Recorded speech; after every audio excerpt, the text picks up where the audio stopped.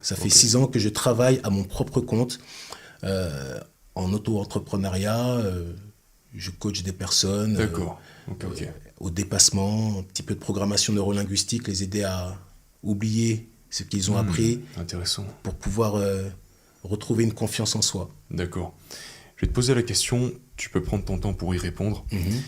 Comment, selon toi, quelles ont été les différentes phases par lesquelles tu es passé, les différents chapitres, même on pourrait dire, après toutes ces années, par lesquels Philippe est passé depuis ses 14, 15, 16 ans, depuis ce premier épisode en prison, et puis derrière cette remise en question profonde, ces différents métiers que tu as exercés, ces différents sports, jusqu'à aujourd'hui. Quelles sont les différentes phases, même comment tu te sentais Alors, c'est une excellente question. C'est une excellente question. Pourquoi? Parce que avant d'en arriver à là, on a fait un saut quantique pour arriver de 16 ans jusqu'à 40 et quelques. Ça passe par une grande phase d'introspection, en fait. On se pose pas mal de questions, de savoir qui je suis, pourquoi je suis comme ça, pourquoi je suis allé chercher le côté bad, le côté du voyou, le côté obscur, on va dire. Pourquoi j'avais besoin de prouver ça ou ça aux gens, au monde.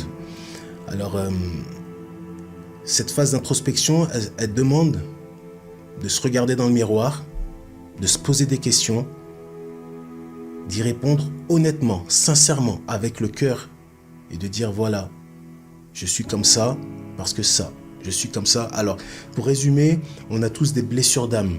Alors, blessure d'âme, ça rime avec corps de souffrance, ou bien encore un trauma.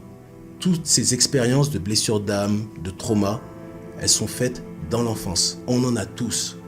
Toi, moi, ceux qui nous entourent, ceux qu'on voit, ceux qu'on ne connaît pas, on en a tous. Cette étude de la psyché, de l'âme, l'étude de l'âme, la psyché, ça sort d'un trauma qu'on a eu dans l'enfance. En règle générale, c'est dans l'enfance. Pourquoi aujourd'hui je suis comme ça? C'est parce que dans l'enfance, j'ai vécu ci, j'ai vécu ça. Donc, pour répondre honnêtement, moi, ma blessure d'âme, c'est que je ne connais pas mon vrai père.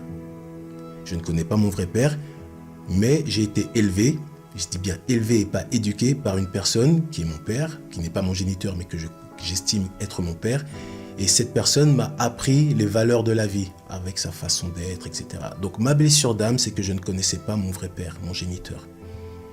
Donc, t'as beau être fort, fier, mais en fait, il y a toujours un côté qui dit « Ouais, mais pourquoi t'es comme ça ?» Et en fait, quand j'ai découvert ça, quand j'ai accepté ça, des périodes de méditation, d'introspection, de recueil sur moi, de silence, je l'ai accepté, j'en ai pleuré et j'avance.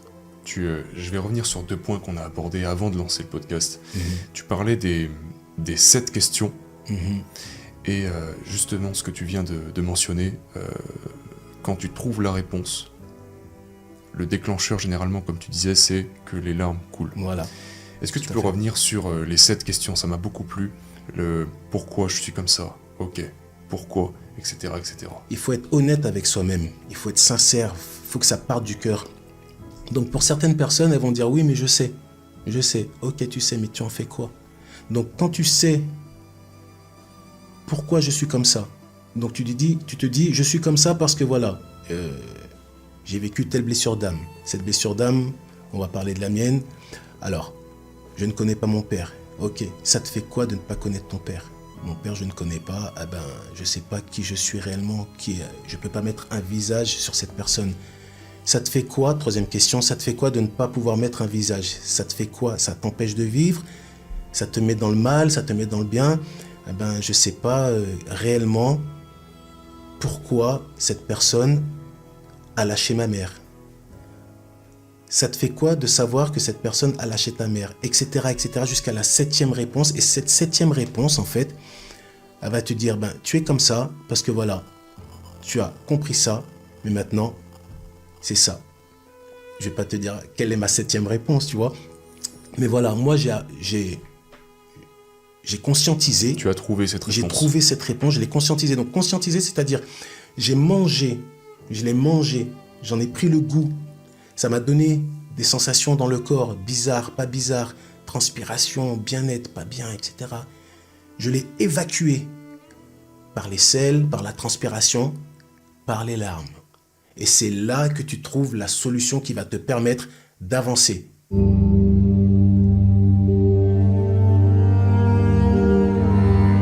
C'est pour ça qu'on dit, en règle générale, il faut souffrir pour comprendre. Et tant qu'on ne souffre pas, à moins d'être extatique, c'est-à-dire à moins d'être en joie, « Oh, il m'arrive ça, c'est cool, c'est pas grave, c'est gentil, ah, ça peut arriver. » Mais ça, c'est les maîtres ascensionnés. Ceux qui disent on pardonne ceux qui ne savent pas. Seigneur, pardonne-leur parce qu'ils ne savent pas. Ça, c'est très rare. Il y en a très rarement, c'est très rare.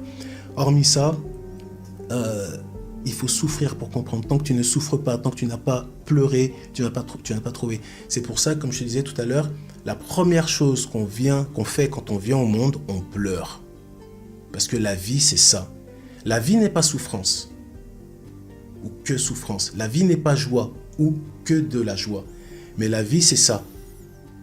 Et tout passe par la respiration. Parce que pour le scientifique, le bébé, il pleure parce qu'il doit expulser l'air pour libérer ses poumons. Aujourd'hui, c'est pour ça qu'on ne sait plus respirer. Et toutes ces questions, en fait, tout ce cheminement arrive par l'introspection, la méditation. Pour les personnes qui ne comprennent pas la méditation, on va leur dire qu'il faut faire de la cohérence cardiaque. La cohérence cardiaque, c'est-à-dire je simplifie, parce que c'est beaucoup plus complexe que ça. C'est-à-dire que tu vas faire une cohérence entre le cerveau et le cœur. Tu vas harmoniser le cœur et le cerveau et en fait, tu vas équilibrer ton corps, ton âme et ton esprit. Excellent, excellent. Est-ce que tu peux revenir un petit peu sur le processus par lequel tu es passé après cet épisode prison, introspection? Combien de temps ça a duré? Quelles sensations tu as ressenties pendant cette période-là? Et qu'est-ce que tu en as tiré aujourd'hui? Qu'est-ce que le Philippe d'aujourd'hui ressent par rapport à cette période par laquelle tu es passé? Tu t'es peut-être forcé à ressentir ces choses, tu étais peut-être conscient que tu devais passer par là malgré la difficulté, la pression, la douleur, tout ce que tu veux, toutes ces sensations. Comment ça s'est déroulé exactement, cette introspection? Mais en fait, ça part d'un mal-être à la base. Ce mal-être, c'est d'être du côté obscur. Je suis du côté obscur et déjà, il ne faut pas être dans le déni. Si tu es dans le déni, tu ne vas pas admettre que c'est toi qui es responsable de ce qui t'arrive et personne d'autre. Donc, mon géniteur n'est plus avec ma mère, mais ma mère a continué de sa vie. Elle a trouvé un autre homme qui m'a accepté comme fils. Voilà. Donc, tout ça, moi, entre guillemets, je ne l'avais pas accepté. Mon inconscient ne l'avait pas accepté. Et une fois que moi, j'ai fait du détachement avec ça, j'ai appris, j'ai dit, ok, ça, c'est leur vie. Maintenant, je vais faire la mienne. Donc maintenant, il faut que ça, c'est sa vie. Il n'y a pas de mode d'emploi pour élever un enfant. Tu vois? Il n'y a pas de mode d'emploi. Et c'est pour ça, je dis que mon père, il m'a élevé. Il ne m'a pas éduqué. Élever, on va jouer avec les mots, c'est le pousser vers le haut. On va t'élever. Que ce soit bien ou mal, la façon de faire, c'est fait avec amour. Et ça se rejoint un peu sur comment je suis. Je suis une personne très dure. Je ne suis pas méchant. Je suis dur. Et même dans mes coachings, je suis très dur. Donc, il m'a fallu, je dirais, 5 ans. Ok. 5 ans déjà pour conscientiser ça, pour admettre que je suis le seul responsable de ce qui m'arrive. Passer par le pardon. Pardonner la personne qui a laissé ma mère. Lui pardonner, parce que si tu le pardonnes pas, tu te pardonnes pas. Et puis, en fait, les champs de vision, ils sont restreints. La route, elle est comme ça. Alors que non, tu peux aller là, tourner, revenir, repartir. Tandis que quand tu ne pardonnes pas, tu regardes juste devant, tu as des œillères et tu veux pas voir ce qui se passe à côté.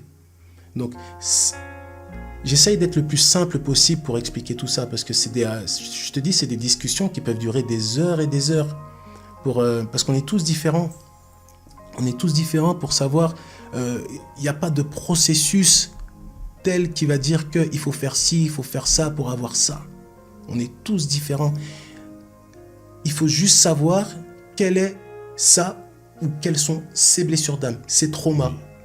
Et ça, en fait, on en a tous. Il y en a, je ne sais pas, ils ont été, on les a embêtés étant jeunes, l'autre on l'a traité On a dit, ouais, tes cheveux, ils sont comme ci, ou bien t'es couette, ou t'es noir, ou que sais-je, tu vois. Et en fait, on va dire, ouais, mais les gens, ils sont racistes. Ouais, mais les gens, ils sont cons. Ouais. L'être humain, il est insane, c'est comme ça. Ouais. C'est comme ça. J'aime bien cette métaphore, c'est pour ça que la première chose qu'on fait quand on vient au monde, on pleure. On pleure. Pas parce que la vie est joie, pas parce que la vie a souffrance. De mon point de vue, les pleurs, c'est une forme de joie, de réalité. La vie, elle est ce qu'elle est.